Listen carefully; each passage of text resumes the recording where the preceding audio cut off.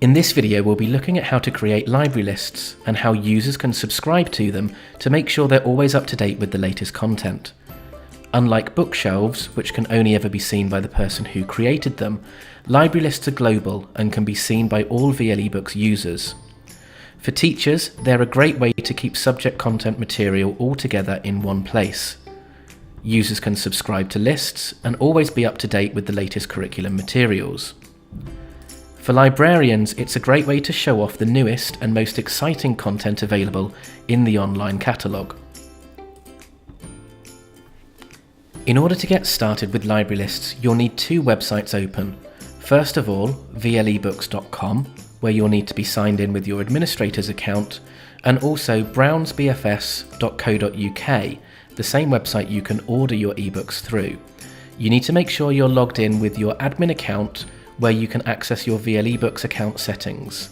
Simply hover over My Account and check that you can see the options on the right hand side.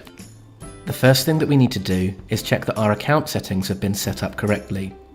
Click VLeBooks account settings and double check that you can see the Enable Library Lists box has been ticked. If not, tick it now and hit the Save button before we move forwards.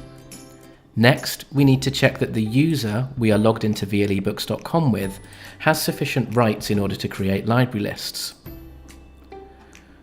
Find the username that you're using to log into VLeBooks and hit the Edit User symbol on the right-hand side. Users do not need to be an administrator, but they do need to be listed as a member of staff.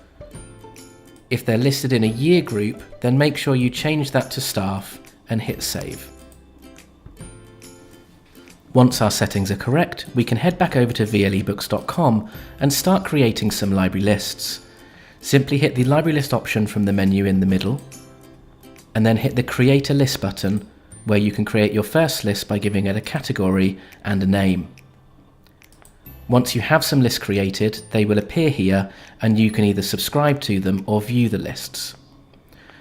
In this example, I don't have any Accelerated Reader Level 10 books, so I'm going to create a list for those now.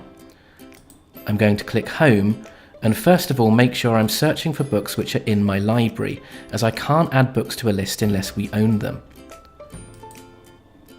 I'm going to use the Accelerated Reader search options on the left-hand side to show me just books which fit within Level 10. I can use the upward arrow to create a new list. Just hit the Add to Library List option here.